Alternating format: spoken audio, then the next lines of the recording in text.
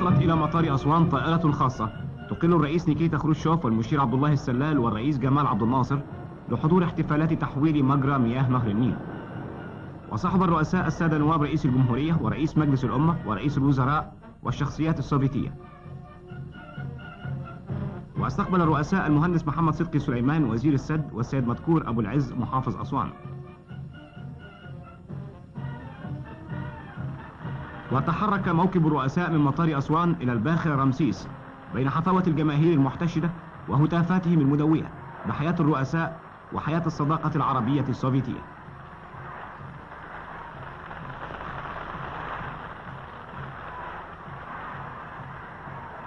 ووصل الموكب إلى مرسى الباخرة رمسيس.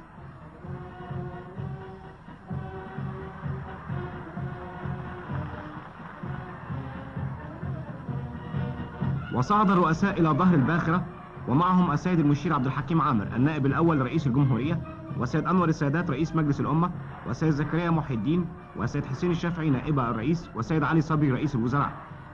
وكانت الجماهير في البواخر النيلية تحيط بالباخرة لتحيي الرؤساء وترحب بهم.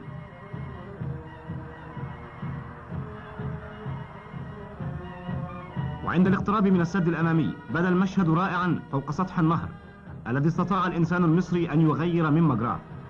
فوقفت الصنادل الجبارة تحمل أطنانا من الصخور لتلقي بها في النهر، بينما ألقى الرؤساء في الثغرة صخورا صغيرة كتب عليها تاريخ هذا الحدث التاريخي باسم الله وباسم الشعب إيذانا بقفل مجرى النيل.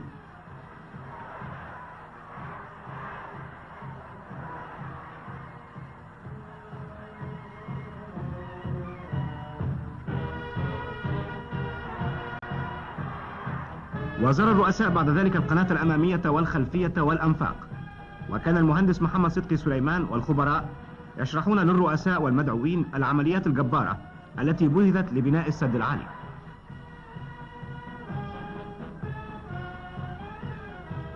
وبعد الظهر وصل الرئيس جمال عبد الناصر والرئيس عبد الله السلال والمشير عبد الحكيم عامر ليستقبلوا السيد الرئيس عبد السلام عارف رئيس جمهورية العراق عند وصوله للمشاركة في الاحتفال بعيد السد العالي.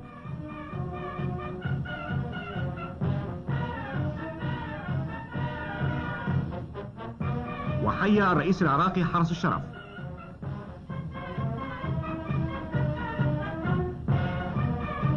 وكان في استقبال سيادته السادة نواب رئيس الجمهورية ورئيس مجلس الأمة ورئيس الوزراء ونواب رئيس الوزراء وكبار ضباط القوات المسلحة.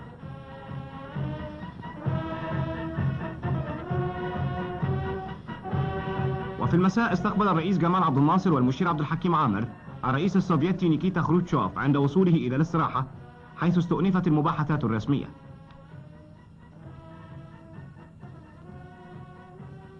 وفي اليوم التالي استقبلت الجماهير الرؤساء عند وصولهم إلى السرادق الذي أقيم في منطقة السد بمناسبة تفجير السد الرملي استقبالا منقطع النظير. وجلس الرؤساء على المنصة الرئيسية ومعهم المشير عبد الحكيم عامر. وألقى المهندس محمد صدقي سليمان وزير السد كلمة رحب فيها بالرؤساء وقال إن الشعب السوفيتي شارك بإمكانياته وجهوده في تحقيق هذا النصر العظيم. وقال للرئيس العربي من حقك أن تفخر بالعمال العرب الذين بنوا السد. وقال الرئيس جمال عبد الناصر هذا رمز حي لإرادتكم وتصميمكم ومقدرتكم على العمل وعلى الفداء. هنا تذكار لانتصاركم على كل اعتداء. هنا صورة رائعة لأحلامكم حققها العمل.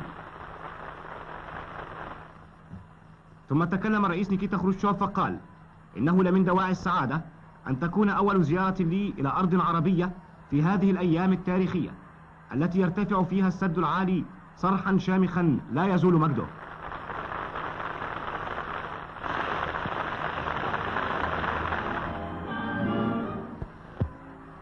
وقام الرؤساء بعد ذلك يدا واحدة بضغط الزر لتفجير السد الرملي.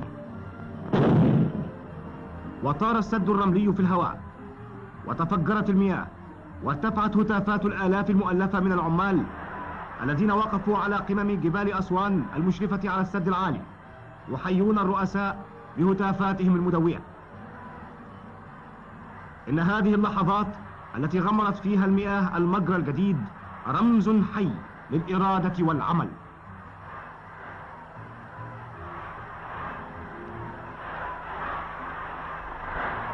وفي اليوم التالي أعدت زيارة لمنطقة رأس بناس بالبحر الأحمر لصيد الأسماك الفريدة من نوعها في هذه المنطقة.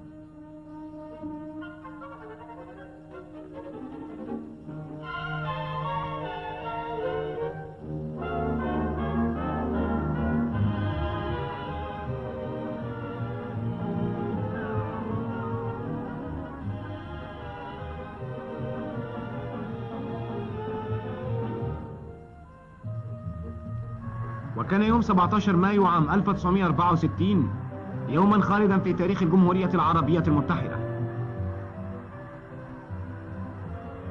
فقد استقل الرؤساء الأربعة الرفيق نيكيتا خروتشوف والمشير عبد السلام عارف والسيد أحمد بن بلة والرئيس جمال عبد الناصر ومعهم كبار الشخصيات السوفيتية والعراقية والجزائرية والعربية الباخرة لودز من مرسى خزان أسوان لمشاهدة إقفال مجرى النيل القديم إلى الأبد. وقد كانت الباخرة محاطة بمظاهرة نيلية رائعة، وشاهد الرؤساء السيارات وهي تلقي بما تحمل من الصخور في قلب الثغرة المفتوحة،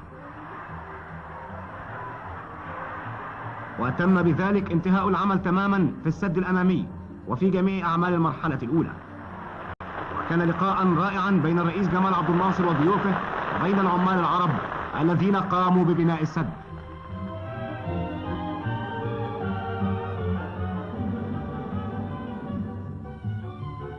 وفي المساء أزيحت الستارة عن اللوحة التذكارية، وبعد الساعة 7 كان الرئيس جمال عبد الناصر رئيس الجمهورية العربية المتحدة التي صنعت المعجزة يسير على جسم السد العالي مع ضيوفه رئيس وزراء الاتحاد السوفيتي ورئيس الجمهورية العراقية ورئيس جمهورية الجزائر، حيث قصوا الشريط الحريري إذانا بهذا الحدث التاريخي العظيم.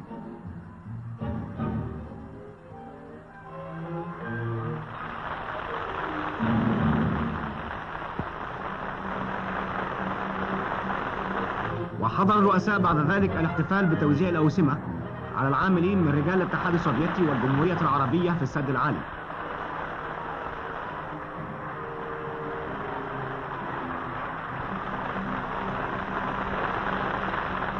وفي بداية الحفل أهدى السيد مذكور أبو العز مفتاح أسوان إلى الرؤساء وإلى المشير عبد الحكيم عامر بين الحفاوة والتكريم.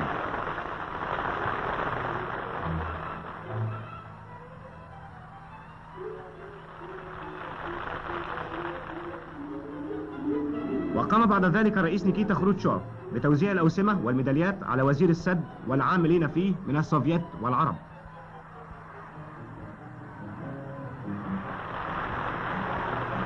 ثم سلم الرئيس جمال عبد الناصر الأوسمة والنياشين لوزير السد والسفير السوفيتي والعاملين في السد من السوفيت والعرب.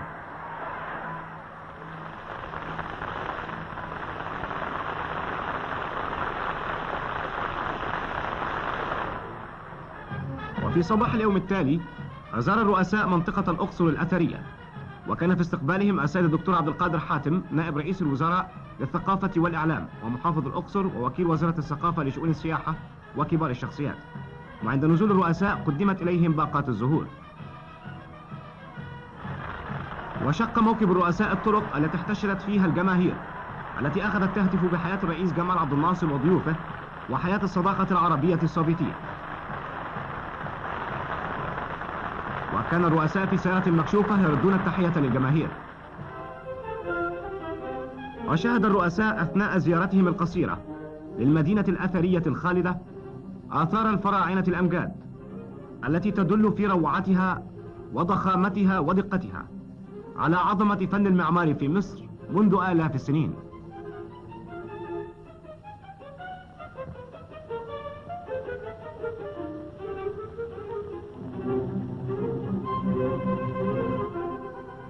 وفي القاهرة أقام المشير عبد الحكيم عامر النائب الأول لرئيس الجمهورية ونائب القائد العام للقوات المسلحة مأدبة عشاء في نادي القوات المسلحة بالزمالك تكريما للرؤساء.